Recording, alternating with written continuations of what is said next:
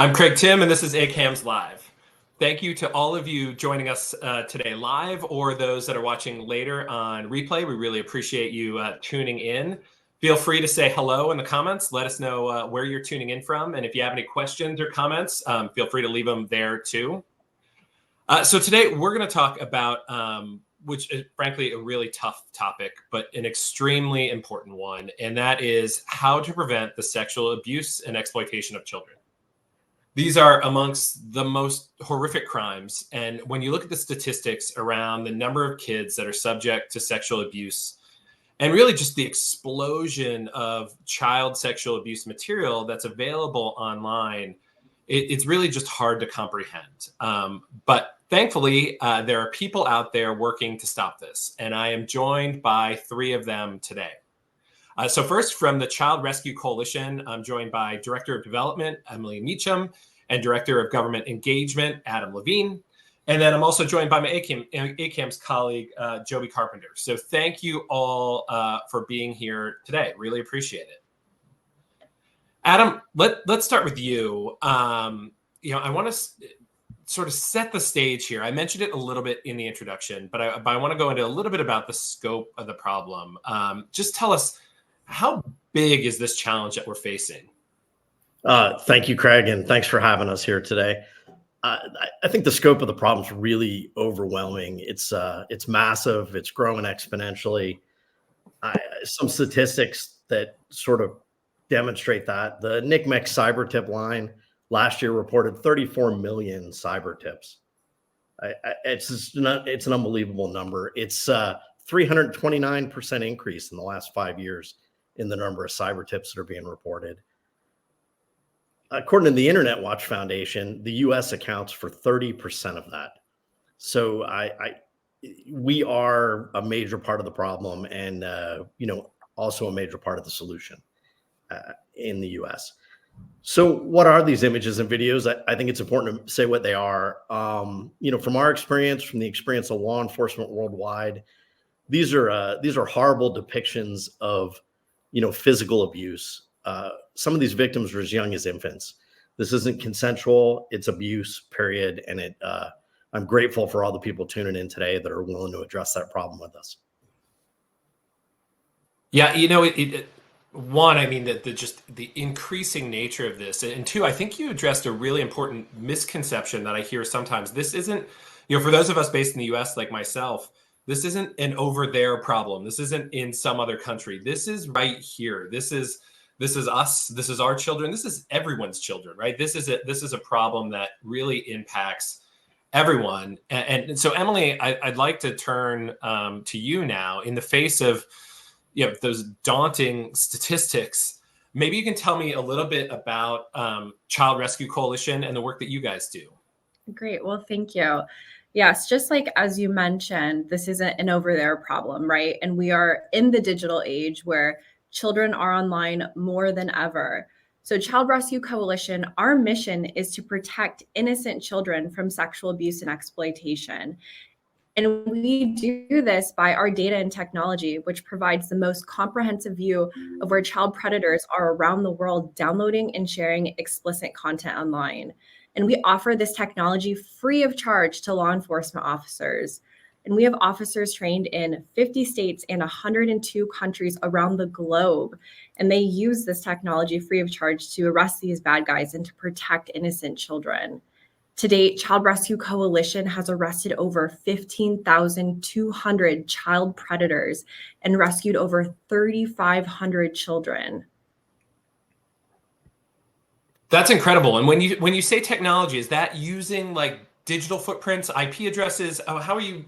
I love that the criminals are using this technology in a bad way, but what you've done is flip it on your head and say, hey, we can use technology to go after you too. What are the sorts of things that you're looking at to identify some of these? 15,000 is incredible.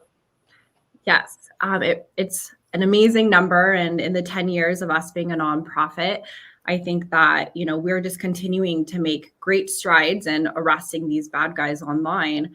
And I'm sure Adam can also help explain a little bit more of our technology and the areas that we're able to identify child predators online. So, Craig, our technology primarily tracks known images of CSAM. CSAM is child sexual abuse material. So what we do is we work with law enforcement. Law enforcement identifies these images, and then we build technology and collect data to help them track those images. And effectively, law enforcement is looking for people that possess these images online as a starting point for investigations. The real problem, actually, I should mention, so we ingest about 30 to 50 million records a day, which is a significant number of records coming in. This is really a big data problem. But that's not the real challenge. The real challenge is going through all of these leads to identify what we call victim first leads. So, we're not going to, as we've said, we're not going to wrest our way out of this problem. The real challenge is focusing on victims and identifying or highlighting those cases that are most likely to lead to identifying and rescuing victims. And that's the priority of law enforcement and the priority of the Child Rescue Coalition, and really at the heart of what we do. It's really incredible. Oh, sorry, go ahead. No, I was just going to add one other thought, and that is that really AML efforts are one of the few data sets that really point us in that direction.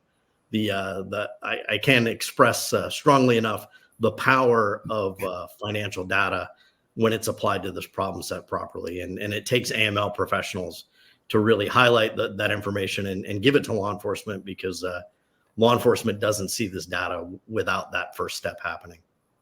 Yeah, it really is great in that, in AML, we talk a lot about following the money, right? And we'll get into that a little bit, but you guys also bring another component and follow the image, right? Like it's any way, like the bad guys want to see the image, right? And so just like in money laundering, the bad guys want the money. So by understanding how the bad guy thinks, understanding what they're looking for, you can use that against them and have them sort of lead law enforcement right to them. And I think the power then is combining the technology that you have with what financial institutions can do to really make a big impact. And so, Joby, I want to bring you in. I see a question about, this is, most of our audience is going to be anti-financial crime professionals, although this touches really everybody.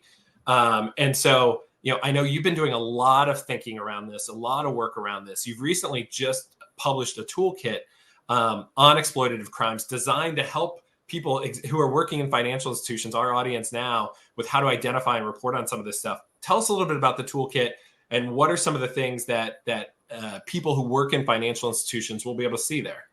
Yeah, thank you, Craig. And thank you. I'd like to say, first of all, thank you to Child Rescue Coalition for everything they're doing and for partnering with us on this work. I think it's absolutely vital that the financial sector does have partnerships with those organizations who really understand the nature and the scale of the criminality and the heinous crimes which are happening out there, and are working together in order to ensure that, as Adam mentioned, that financial data can act as the eyes and ears for those seeking to actually mitigate against these threats. So ACAMS, as you mentioned, recently released its toolkit looking at exploitative human crimes, and those crimes featured online child sexual abuse and exploitation, but also human trafficking. And of course, those two predicate criminalities often overlap.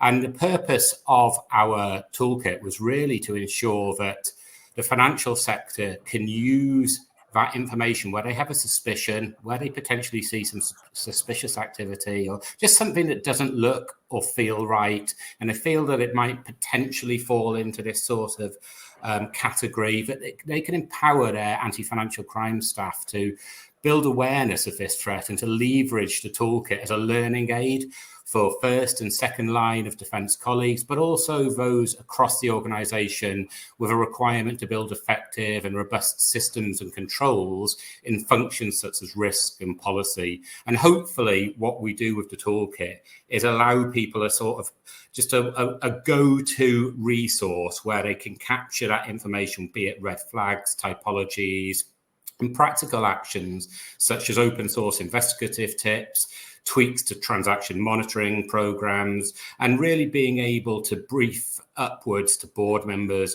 and be able to set a suitable risk appetite and exposure to this sort of activity, which allows law enforcement and our partners like Child Rescue Coalition to do what they need to do using that intelligence and that information. Yeah, and while there's no doubt some overlap in the ways that the bad guys move money here with other crimes, there are really some unique features when you talk about online child sexual abuse and factors that if you're not considering, you're just not going to see it. This is going to be harder to detect in some ways than other crimes, and so really important that you understand, both the general typologies, but really the specific types of information that Joby talked about that can really lead you to this type of activity. So what we'll do is we'll put a link in the comments to the toolkit. We'll put a link in the comments to Child Rescue Coalition's website. They've got just a wealth of resources there that I really hope you check out afterwards. Joby, I want to stick with you and then maybe bring in Adam too, because Adam, prior to Child Rescue Coalition, spent a career working in law enforcement. I think, one thing that I've certainly seen, over my career is that there's only so much any one of us can do or any one institution can do. That's really why information sharing, public-private partnership is just so critical. So Joby, I'll start with you and then maybe bring in Adam to get your thoughts, because Joby, you spent a career in government before coming to ACAMS. Tell us about the importance of information sharing, public-private partnership generally, but in this context too, why it's so important here, and what people out there listening, how they might be able to get involved and help. Yeah, I think you make an absolutely vital point, Craig. I think public-private partnerships have really changed the way that we approach tackling some of these most difficult crimes to track and to trace. And the public sector, of course, cannot arrest its way out of some of these problems. Unfortunately, what we have to do is work together to put in place more robust systems and controls, information sharing mechanisms, but also sort of, I suppose, the ability to spot and to be able to report egregious behavior and feel as if we're actually working together to try and stem and prevent some of the problem. I mean, I think public-private partnerships like the Joint Money Laundering Intelligence Task Force here in the UK, but also the ability you have to share intelligence over there in the United States, like sections 314B, for instance, between financial institutions and with the authorities, be it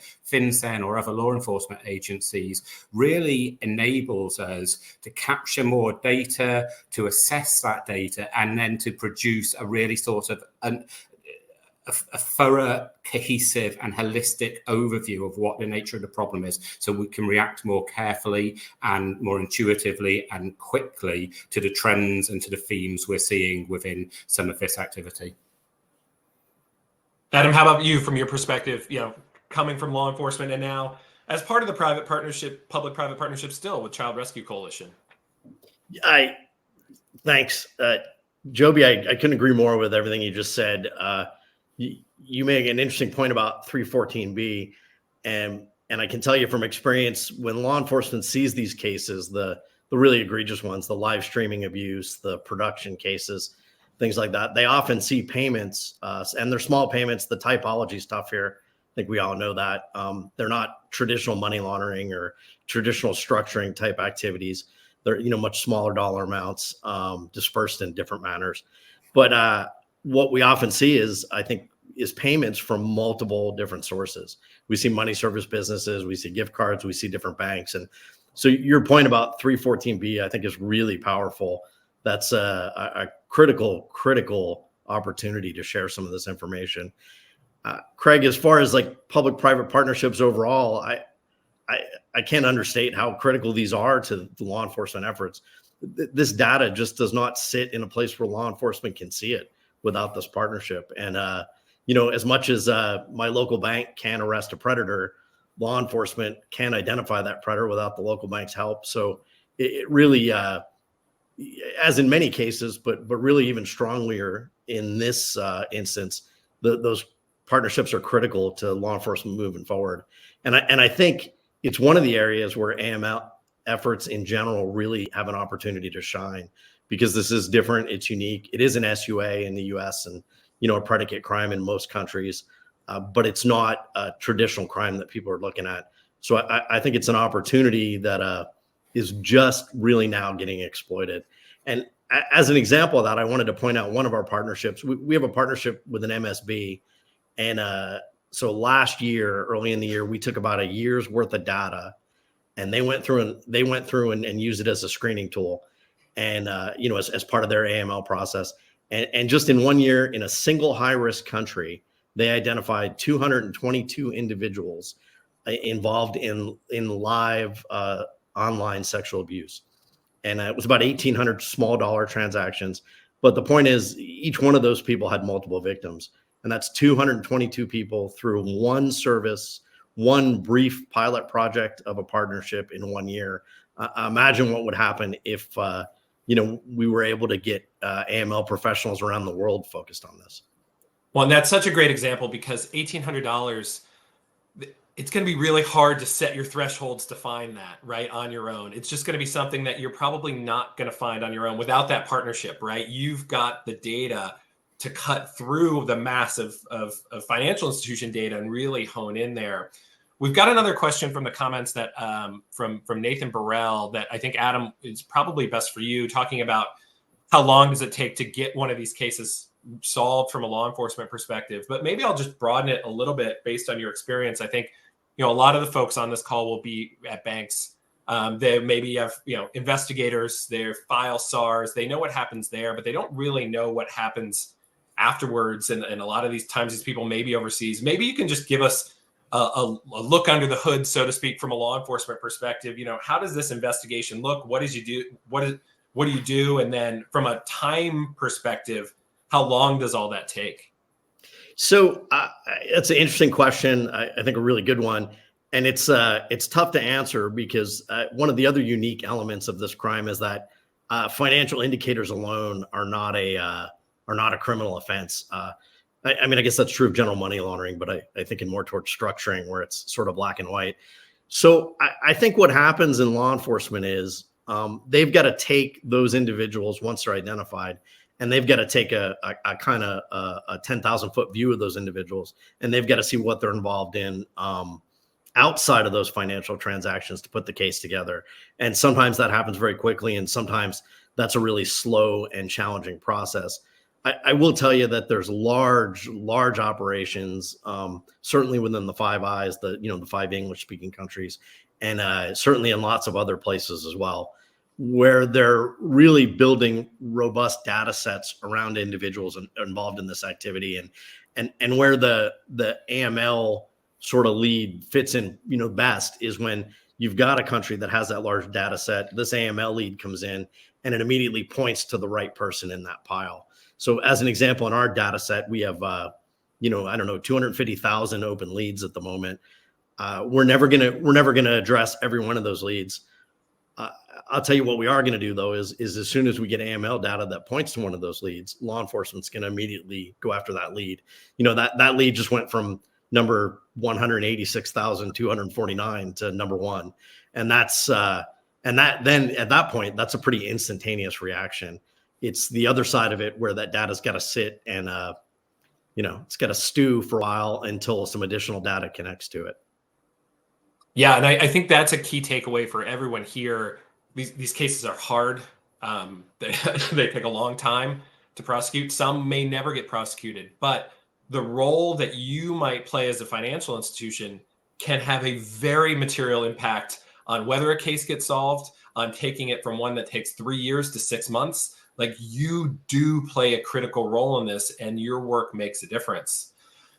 Emily, I want to bring you back in here and maybe broaden out a little bit more, because this is one that really does, a problem that transcends the financial crime space. I'll tell you, as a parent myself of 2 kids, all of this is terrifying. Trying to think through, their internet usage and everything else, and all the people that make contact. It's a whole new thing that, people 20, 30 years ago didn't have to think about.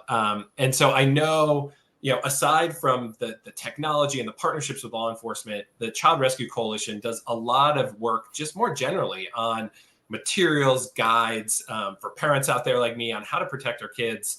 I'm wondering if you can just share some of the tips for those parents out there, those not parents, anybody who's just worried about kids, beyond the sort of financial angle. What are some of the things we can do to protect kids? Yeah, it's great. I have a lot of tools, and Child Rescue Coalition has a lot of tools and resources.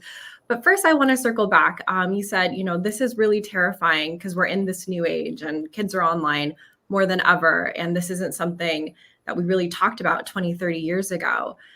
I do want to mention, we realize that this is a dark issue, right? And it's heavy. But Child Rescue Coalition, we're here to help bring a light into this dark issue with the tools and data that we offer, and also with our education and resources that we offer.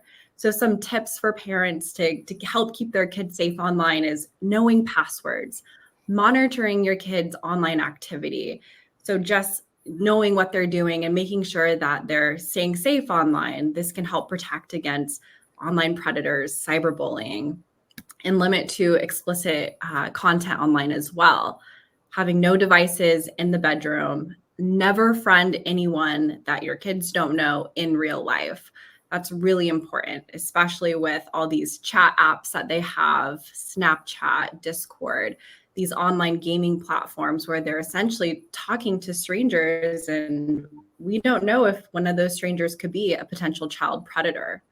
Pausing before you post. So encourage your child to think before they post anything online, and establish clear rules and communication. So set clear expectations on appropriate online behavior. We also have an ebook called Cram that it's pretty much a parent's tool guide to how to keep your kids safe online. It's for free. Definitely check us out, download it online, and help safeguard your children. That's so great. And so we'll put links to all of that so you can access all of that material. It really is great. I started this by saying this is a really hard topic, and then that's picking up on where you are. And frankly, it can feel daunting, whether it's the scope of the problem that Adam laid out, and just, or just, trying to protect your kids from the internet. You can feel helpless and feel like there's nothing you can do. But I think the big takeaway for me today is that that's not true. I think you're shining a light is such a good metaphor, because there is things we can do. It's not insurmountable. Even if they're little things, even if it's a parent, doing some of these little things, knowing their passwords, making sure their friends are in real life, if it's a financial institution or law enforcement, or just, perusing the Child Rescue Coalition website to make yourself more educated. I think there is something we can all do, and I'm leaving with a little bit more hope than I started the conversation with. So Emily, Adam, Joby, thank you so much for your time. If you're interested in learning more about the Child Rescue Coalition, you can reach out to them. Adam will also be at a couple of ACAMS events coming up. So he'll be in Hollywood, Florida next week. So if you're going to be there, come find him. He'll be in Australia later in the year, and then Las Vegas after that. So they are doing a great job, in my view, of proactively engaging with the community, with all of us, to try to help this fight. So thank you, all three of you, for joining. I really appreciate it. Thank you to everyone who tuned in. I really appreciate that. This is a problem. We're only, to get back to Joby and Adam, we're only going to solve this together. And so everybody on here is a key part of it. So thank you for tuning in, and we look forward to seeing you again next time on ACAMS Live. Thank you. Thank you.